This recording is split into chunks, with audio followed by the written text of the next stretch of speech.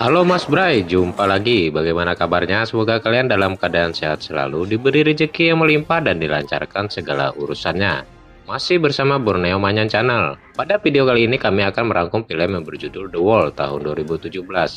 Oke Mas Bray, tanpa panjang lebar lagi, kita langsung saja ke filmnya.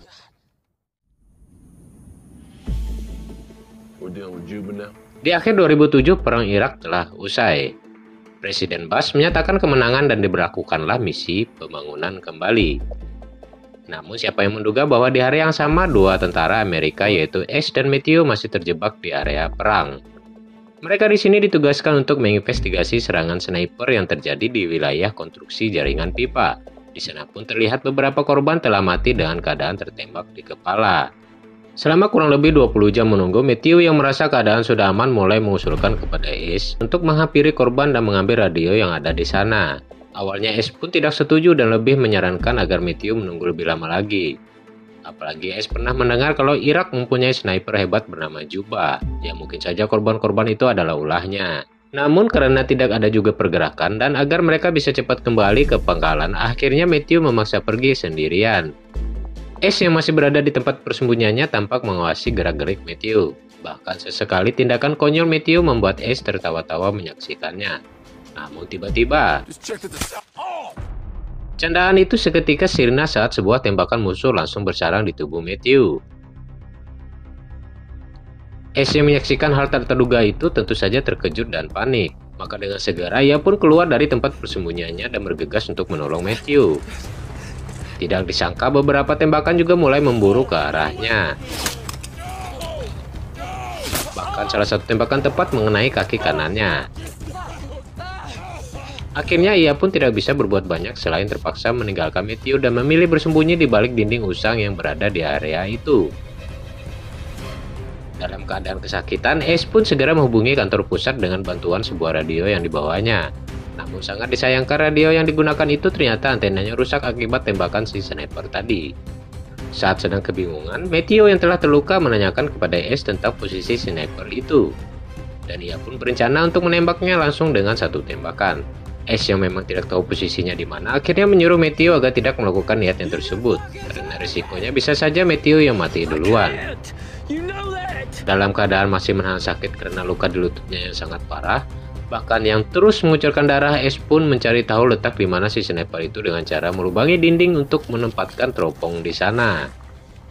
Dan saat Ace telah siap dengan teropongnya, Matthew sendiri ternyata keburu pingsan. Bingung dengan apa yang harus dilakukan selanjutnya, Ace pun memutuskan untuk mengeluarkan peluru yang bersarang di lututnya dan langsung membungkusnya dengan perban. Karena memang terlalu banyak kehilangan darah, Ace pun akhirnya pingsan di sana.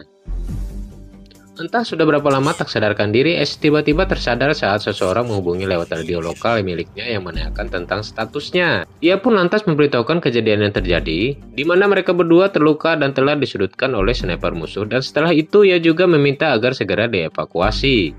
Untuk memastikan lokasinya, orang di radar itu pun menyuruh Ace untuk berdiri dan menembakkan pistol. Ace merasa hal itu adalah tindakan konyol, yang mana si sniper musuh bisa saja menembaknya.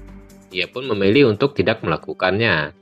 Saat perbincangan itu ada sesuatu hal yang membuat Ace curiga, di mana orang tersebut salah menyebutkan pangkat dan kecurigaannya itu tidak berhenti di situ saja. Apalagi saat ia mulai sadar dengan action orang di radio itu yang terdengar bukan asli Amerika. Dan akhirnya terbongkarlah semuanya. Orang yang di radio itu bukanlah pihak Amerika, melainkan adalah sniper yang berhasil menembak dan melumpuhkan mereka berdua. Mengetahui dipermainkan, Ace pun mulai mengacuhkan perbincangan itu dan memilih untuk mulai mencoba menggunakan kembali radionya. Namun si sniper itu mengancam untuk menembak kepala Matthew jika Ace menghindar dari perbincangan, dan akhirnya tidak ada pilihan lain selain mulai mendengar dan mengobrol dengannya. Di tengah-tengah obrolan itu, Ace pun kembali memperbesar lubang di dinding untuk melihat keberadaan di mana posisinya. Ia pun bahkan sampai menghitung letak jarak tembakan yang telah dilepaskannya. Sebenarnya si sniper itu berbicara ramah dan hanya ingin mengobrol saling berkenalan. Ia pun mengutarakan kalau dirinya adalah seorang warga biasa. Namun Ace sadar bahwa itu adalah musuh, tentu tidak ingin percaya begitu saja. Ace juga akhirnya ikut mengarang tentang latar belakang dirinya, yang selanjutnya sniper itu pun menjelaskan bahwa dari kejauhan sana ia bisa menembak dengan tepat sasaran. Terbukti dari pemancar radio memang sengaja ditembak serta tempat air yang sengaja agar Ace kehausan. Belum cukup sampai di situ, Ace juga kemudian mendapat alasan tentang kenapa dirinya tidak langsung dibunuh saat keluar dari tempat persembunyiannya.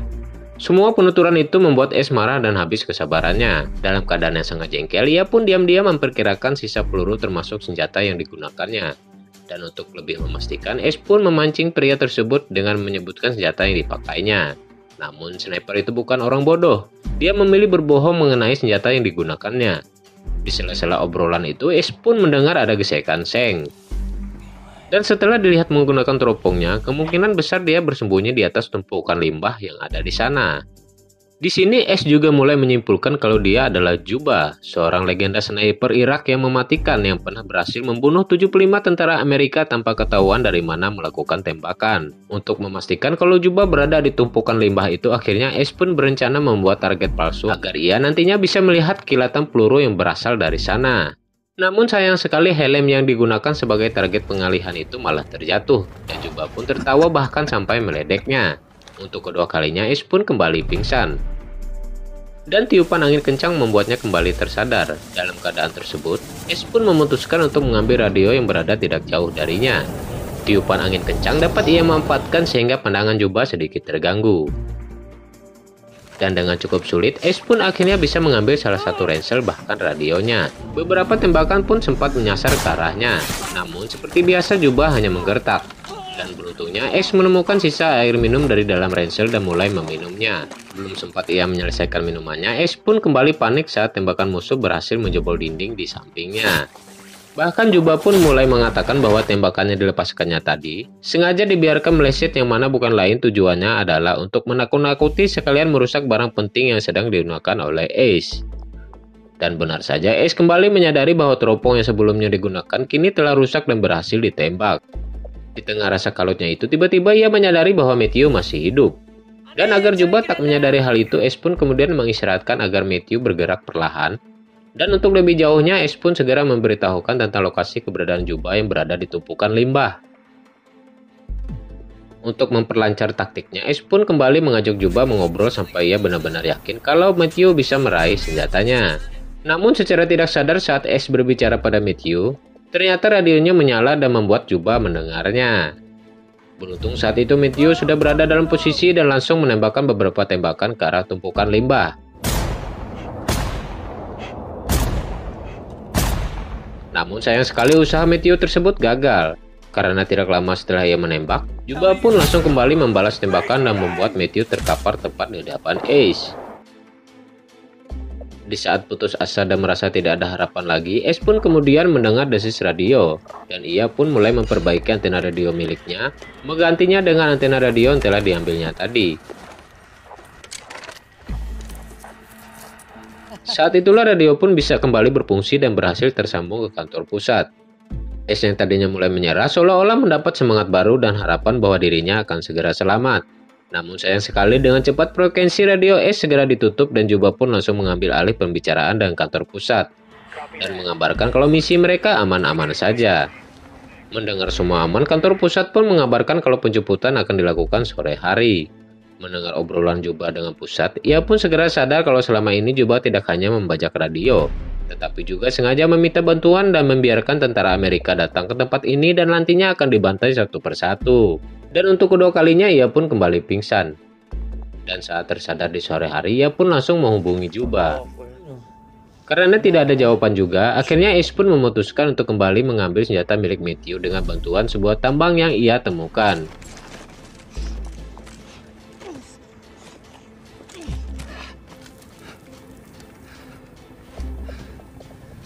Sementara di sisi lain mulai terlihat dua helikopter menuju ke arahnya. Sebelum bantuan itu tiba dan dibantai habis oleh Juba, akhirnya ia memutuskan untuk menyerang lebih dulu. Setelah senjata berada di posisi, ia pun nekat langsung meruntuhkan tembok yang tersisa. Hal itu membuat Juba sedikit kesulitan karena pandangannya terhalang oleh debu reruntuhan. Akhirnya ia pun mulai menembak secara acak di antara debu-debu itu. Dan saat itulah Ace pun melihat kilatan tembakan dan langsung menembakkan senjata ke arah kilatan itu. Dirasa sudah berhasil melumpuhkan Juba, Ace pun akhirnya segera berdiri dan penolong pun langsung mengamankan perimeter di sana. Saat dibawa, ia pun sempat mengatakan kalau di tumpukan limbah masih ada musuh. Namun sayang sekali mereka tidak mendengar karena suaranya terhalang oleh gemuruh suara heli yang ada di sana. Saat mereka mulai terbang dan melewati tumpukan limbah itu, tiba-tiba tembakan kembali terdengar dan langsung memburu mereka.